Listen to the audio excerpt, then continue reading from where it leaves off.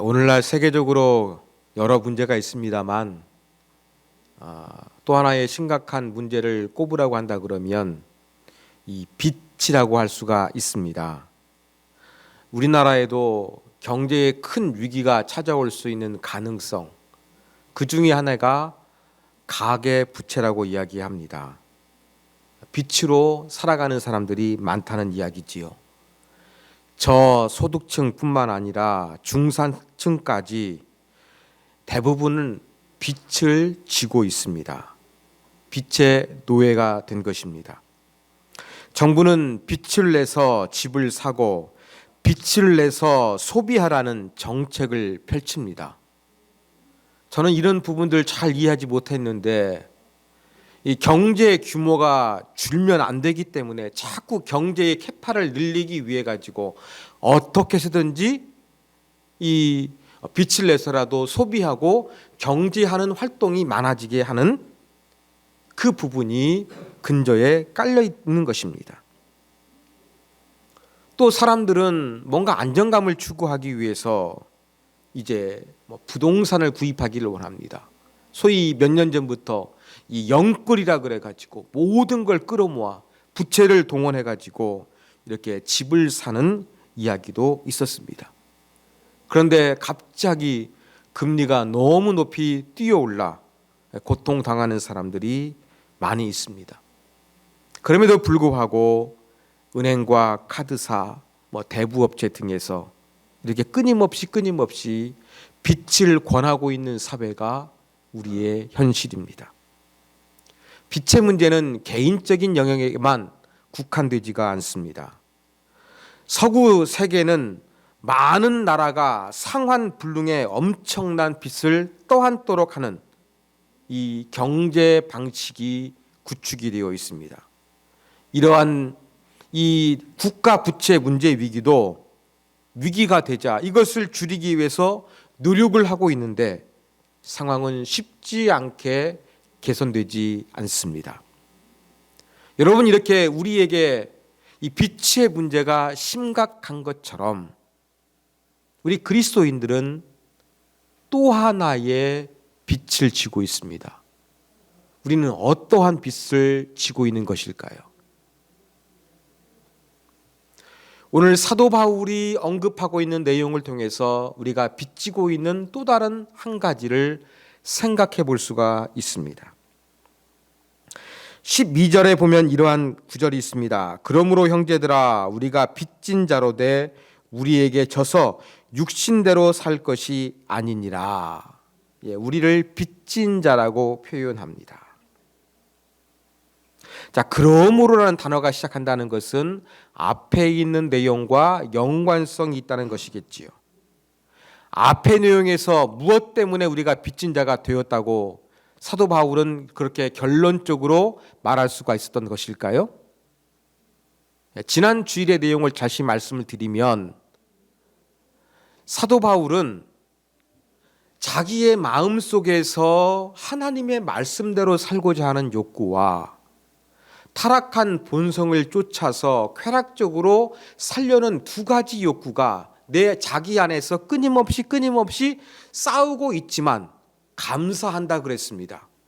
그리고 오히려 이렇게 감사할 수 있는 근거가 무엇이냐면 이 두 가지가 끊임없이 충돌하고 갈등하고 있습니다만 그의 근원적인 것, 그를 사로잡고 있는 것은 성령이라는 것을 발견했기 때문입니다.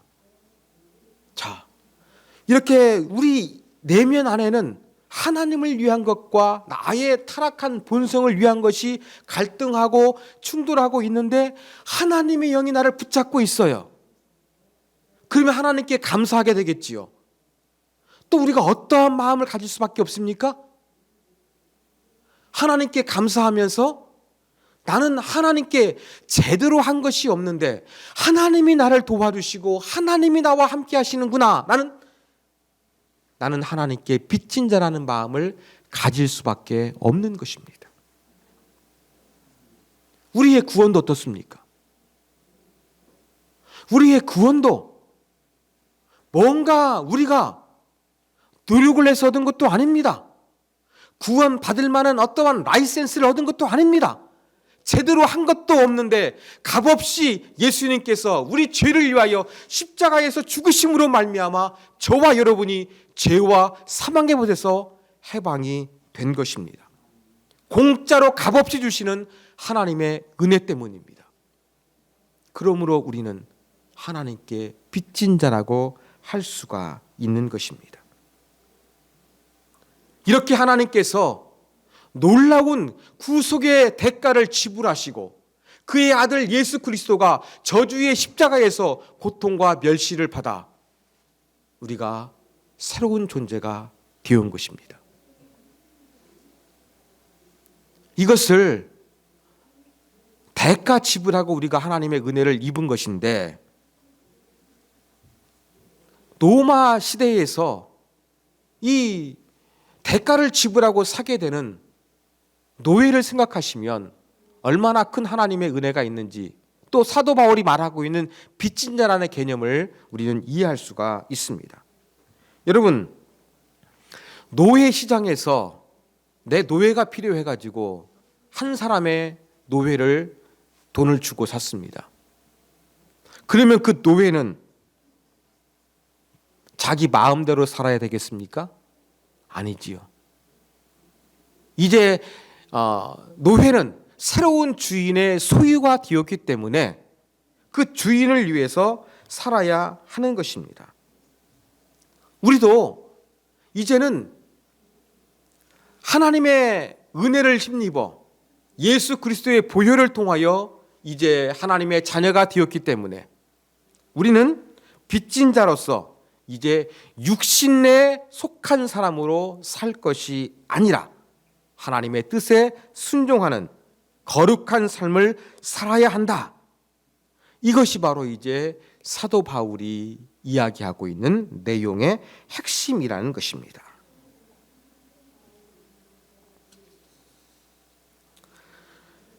우리는 이 예수 그리스도의 십자가와 동시에 그것이 실제적으로 이루어질 수 있도록 이제 그 성령께서 역사하심을 우리가 지난 시간에 살펴봤습니다.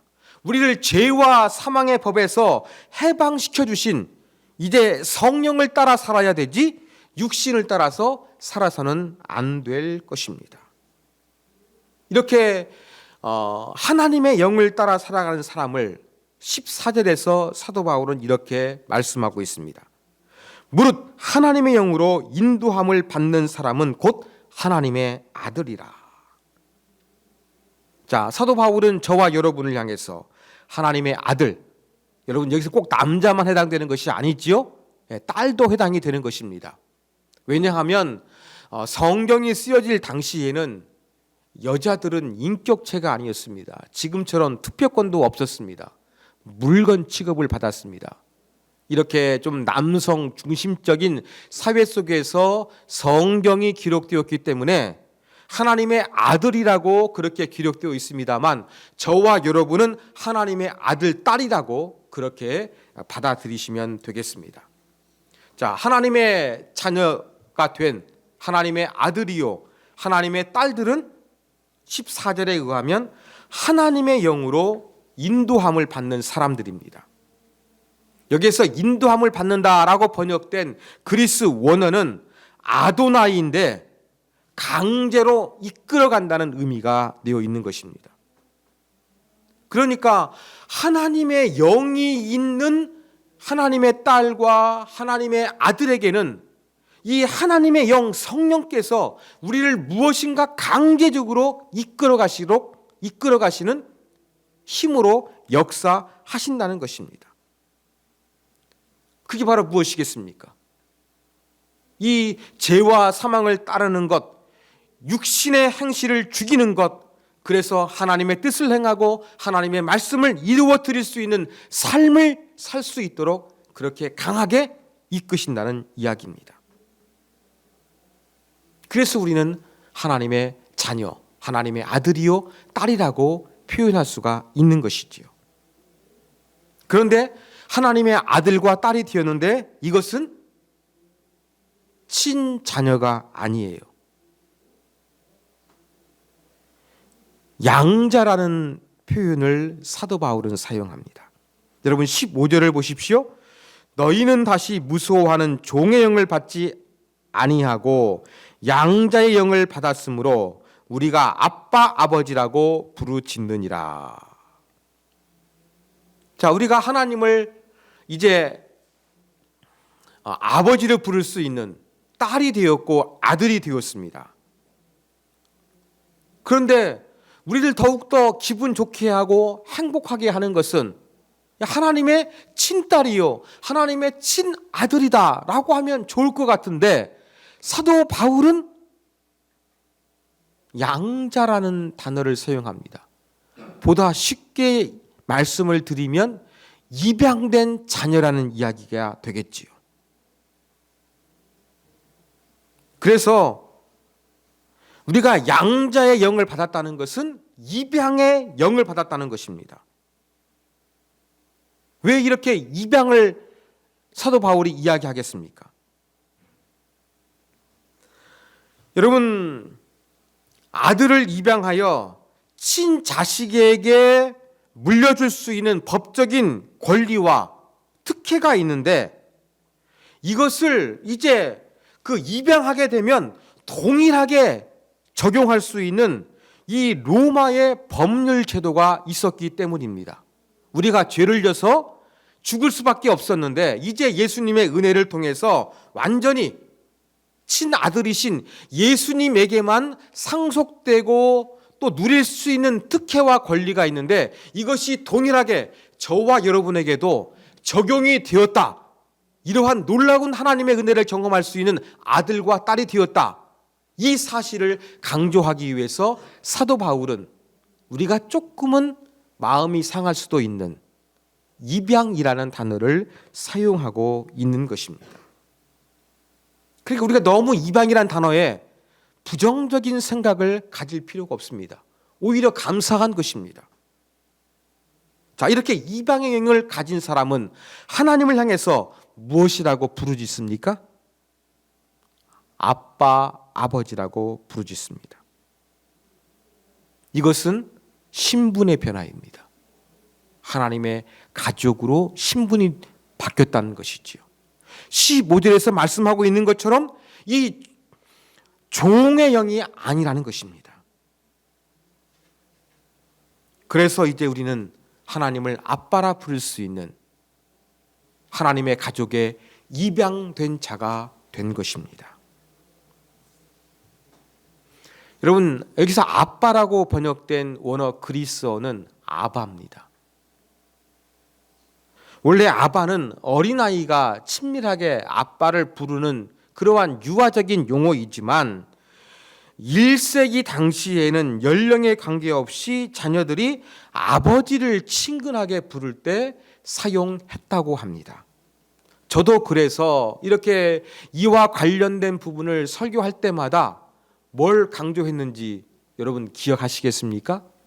네, 저도 이렇게 아바라는 단어가 나올 때마다 하나님과 우리 관계가 아주 친밀하다, 예수님과 하나님과의 관계가 아주 친밀하시다라는 것을 강조하면서 설교했던 기억이 있습니다. 그런데 이 친밀함이 전부가 아니라는 사실을 이번 로마서를 강의하면서 저도 새롭게 깨닫게 되었습니다. 왜 그럴까요? 그 근거는 마가복음 14장 36절에 있습니다. 이르시되 아빠 아버지여, 아버지께는 모든 것이 가능하오니 이 잔을 내게서 옮기시옵소서. 그러나 나의 원대로 마시옵고 라는 구절이 있습니다. 자, 또 한 가지 구절이 있습니다. 자, 산상수훈에 보면 예수님께 제자들이 우리에게 기도를 가르쳐 주십시오 요청을 했습니다. 그러자 예수님께서 기도를 가르쳐 주셨습니다. 어떻게 기도하라 가르쳐 주셨습니까? 마태복음 6장 9절에 보면 그러므로 너희는 이렇게 기도하라. 하늘에 계신 우리 아버지여. 자, 하늘에 계신 우리 아버지라고 했는데 여기서 하늘에 계신 우리 아빠입니다. 아바. 이건 친밀함이지요. 자, 그런데 예수님께서 그 마가복음 14장 36절에 그 기록되어 있는 아빠, 아버지, 이건 친밀함의 표현이겠습니까? 지금 십자가에서 죽어야 되는데 그 친밀함의 강조점이 있겠습니까? 아니겠지요. 어떠한 강조점이 있겠습니까? 이 마가복음 14장 36절에 기록된 아빠, 아버지는 고통 가운데 부르짖는 의미가 있는 것입니다. 아빠, 아버지요. 지금 인류를 구원하기 위해서, 하나님의 뜻에 순종하기 위해서 십자가를 지는 것이 힘들고 어렵고 고통스러운데, 이것을 감당하기 위해서 하나님께 절규하는 말이 바로 아빠, 아버지인 것입니다. 그래서 이 겟세마네 동산에서 아빠, 아버지는 하나님께 대한 친밀함을 강조하는 것이 아니라 고통 가운데 의지하고 붙잡을 수 없는 하나님에 대한 의미가 담겨져 있는 것입니다. 그런데 동일한 아빠, 아버지란 단어를 지금 사도 바울이 지금 사용하고 있습니다. 그러면 사도 바울도 뭘 강조하고 있는 것이겠습니까? 기본적으로 우리가 하나님과 아빠라고 부를 수 있는 친밀한 관계가 되었지만 동시에 우리는 고통 가운데 의지하고 부르짖으며 엎드릴 수밖에 없고 또 붙잡을 수 있는 존재가 하나님임을 우리 가운데 가르쳐주고 있는 것입니다. 여러분, 입양을 받아서 저와 여러분이 하나님의 딸이요 아빠가 되었습니다. 그러면 그냥 친밀할 관계뿐만 아니라 정말로 이제 어렵고 힘들고 고통 가운데 있다 할지라도 아빠, 아버지여 부르며 절규하면서 하나님의 도우심을 호소하고 그것을 누릴 수 있는 당당한 자격이 있음을 사도 바울이 지금 강조하고 있는 것입니다. 그러므로 사랑하는 여러분, 우리는 이 입양의 개념, 하나님의 딸과 아들로 입양되었다는, 자칫 잘못하게 되면 조금 부정적으로 생각하기가 쉬운데 꼭 그렇지 않다는 사실을 저와 여러분이 기억하기를 원합니다. 그래서 사도 바울은 이 입양의 개념, 그 당시에 상당히 잘 이해할 수 있는, 또 죄 가운데서 우리의 신분이 바뀌었기 때문에 입양이라는 개념이 잘 어울리는데 그래도 입양하면 뭔가 좀 부족한 것처럼 느끼는 그 아쉬움이 있습니다. 그래서 사도 바울은 이 아쉬움을 완전히 해소하는 새로운 단어를 사용합니다. 그게 오늘 본문 마지막 절인 17절에 기록되어 있습니다. 자, 이 구절은 저와 여러분이 함께 읽겠습니다. 읽습니다. 자녀이면 또한 상속자 곧 하나님의 상속자여 그리스도와 함께한 상속자이니 우리가 그와 함께 영광을 받기 위하여 고난도 함께 받아야 할 것이니라. 자, 한 절에서 이 상속자라는 단어가 자주 반복되고 있습니다. 아까 제가 잠시 언급했던 것처럼 당시 로마법에 의하면 양자나 친자나 법적인 권리의 측면에서 전혀 차별이 없었습니다. 1세기 로마 제국에서 입양된 아들은 아버지의 이름을 보존하고 또 재산을 상속시켜 주기 위해서 의도적으로 가족으로 포함시킨 아들이었습니다. 그래서 이 입양된 아들은 아버지의 재산을만 물려받는 것이 아니라 로마 황제 중에서 입양이 되어가지고 로마 황제로 즉위한 사람도 있습니다. 이게 바로 뭐예요? 상속자라는 것입니다. 종하고는 다릅니다. 노예 시장에서 구매하게 된 종, 주인이 사랑할 수 있습니다. 그렇지만 주인에게 아무리 사랑과 이쁨을 하다도 그는 물건 취급을 당할 뿐이지 주인의 가족이 될 수도 없고 주인의 재산을 상속할 수도 없습니다. 그 종이 아무리 충성을 다해서 주인에게 열심히 봉사하고 주인이 원하는 것을 완벽하게 이루어 준다 할지라도, 아무리 또 그와 함께 그의 가정에서 오랫동안 함께 시간을 보낸다 할지라도, 종은 주인의 가족이 될 수 없습니다. 그 종은 또한 주인의 재산을 물려받을 수가 없는 것입니다. 종은 종일 뿐이고 상속자는 입양되면 친아들과 똑같이 모든 법적인 권리를 누릴 수가 있습니다. 그 대표적인 것이 바로 무엇입니까? 상속권자가 된다는 것입니다. 그런데 이 상속권자, 더 멋진 표현이 여기에 있습니다. 상속자 곧 하나님의 상속자요 그리스도와 함께한 상속자니. 여러분, 그리스도와 함께한 상속자, 이 표현이 조금 애매하게 번역되어 있습니다. 그래서 이 원문역에 가깝게 더 번역하면 그리스도와 공동 상속자입니다. 하나님의 아들 예수 그리스도잖아요. 근데 우리가 입양이 됐잖아요. 이제는 그 예수님과 똑같은 하나님의 것을 누릴 수 있는 공동 상속자가 되었다고 사도 바울은 표현하고 있습니다.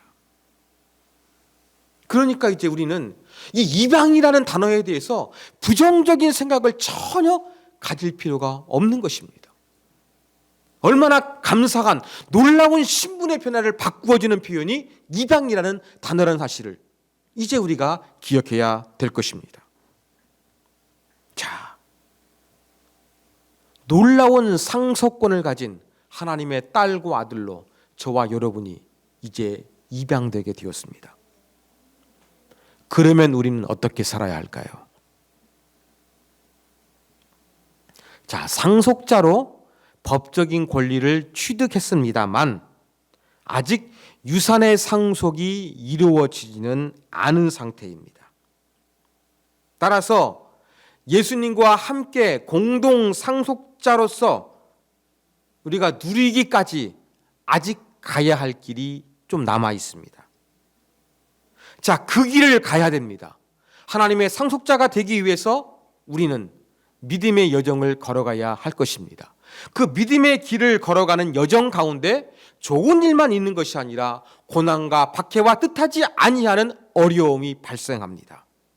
그래서 사도 바울은 놀라운 상속자의 영광을 우리가 누리게 될 것이지만 그 마지막 여정에 이르기까지 우리는 그 도중에 고난이 발생하게 될 것인데 그 고난도 우리가 받아야 한다. 이렇게 말씀하고 있는 것입니다. 이게 바로 오늘 본문의 내용입니다. 자, 오늘 이 사도 바울의 말씀을 통하여 우리는 하나님의 영, 성령께서 어떠한 역할을 하는지 배울 수가 있습니다. 자, 우리가 예수를 믿게 되면 이제 하나님의 자녀가 됩니다. 그래서 우리 안에 하나님의 영, 보이지 아니합니다만 하나님을 믿는 자에게 하나님의 영이 우리 안에 찾아오십니다. 이렇게 처음 예수를 믿게 될 때에 예수님이 우리 안에 쏙 들어오시는 것을 성령 세례라고 그렇게 표현합니다. 조금 은사를 강조하는 이 교단들은 성령 세례를 예수 믿으면 들어오는 것이 아니라 뭔가 신비한 성령의 체험하는 것이 성령 세례라고 표현하는데, 저는 예수를 믿게 되면 예수님이 찾아오시게 되는 것을 성령 세례라고 그렇게 표현하고 싶습니다. 자, 이렇게 우리가 성령 세례를 받게 되면 그 성령님은 우리 안에서 이제 더 이상 떠나는 일이 없습니다. 우리를 버리시는 일이 없습니다. 영원토록 우리 안에서 머무십니다. 이것이 바로 성령이 우리 안에 내주하시는 것입니다. 여러분, 이제 예배를 마칠 때 보면 축도하지요. 이 목회자들이.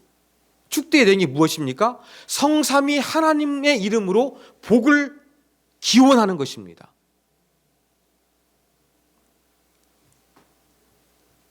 하나님의 사랑, 예수님의 은혜, 성령님께서 내주하시고 인도하시고 위로 교통하심이라고 하면서 성령의 역할을 강조할 때가 많이 있습니다. 자, 이 축도에 많이 사용되는 성령의 사역, 우리 안에 내주하시고 우리를 인도하시고 교통하는 것은 성령께서 우리와 어때요? 우리와 함께 교제해 주신다는 그러한 의미를 담고 있는 것입니다. 이게 바로 성령께서 하시는 일이십니다. 자, 그 성령께서 하시는 일, 구체적으로 무엇인지 오늘 본문 가운데 기록되어 있었습니다. 그게 무엇입니까?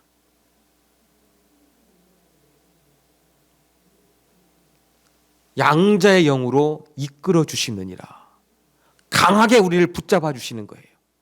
죄의 사람이 아니라 하나님의 뜻에 순종해서 하나님이 원하시는 것을 행하며 살아갈 수 있도록 강하게 이끌어 주시는 것, 이게 바로 하나님의 인도하심이요, 하나님께서 우리를 교제하시며 지켜주시는 것이라고 할 수가 있습니다. 이게 바로 성령의 역사하심입니다. 우리 안에 계시는 성령의 역사하심, 딱딱하고 교리적인 것으로 생각하기가 쉬운데 사도 바울은 이 성령의 역할이 무엇인지, 하나님의 영이 뭘 하시는지 너무나 이 영적인 치열한 전투 가운데서 뭘 하시는지 잘 우리 가운데 가르쳐주고 있습니다. 우리 안에는 예수를 믿어도 하나님을 위한 것과 이 세상을 위한 것이 치고받으면서 싸우고 있는데 우리의 근본 소속이 어디 있느냐? 하나님께 있다.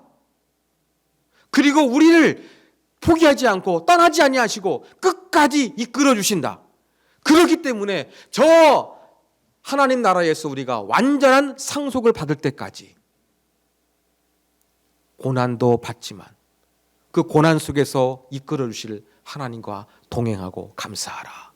이것이 바로 오늘 본문의 핵심 내용인 것입니다. 저는 지난 주일에 로마서 8장 1절에서 11절을 강의하면서 나를 사로잡는 것이라고 하나님 말씀을 증거했습니다. 아까 말씀드린 대로 이 우리 내면에는 두 가지가 충돌하고 갈등하지만 나를 근원적으로 사로잡고 있는 것은 하나님의 영이라는 것을 말씀을 드렸습니다. 오늘 말씀도 그러므로라는 단어로 시작하지요. 자, 하나님의 영 뭘 하십니까? 우리를 이끌어 주시는 분이십니다. 우리를 이끌어 주셔서 마침내 예수 그리스도와 함께 하나님의 나라를 공동 상속받게 하기까지 이끌어 주시는 분이십니다. 사랑하는 여러분, 지금 여러분을 힘들게 하고 있는 것이 무엇입니까? 무엇이 여러분들을 좌절하게 만들고 있습니까?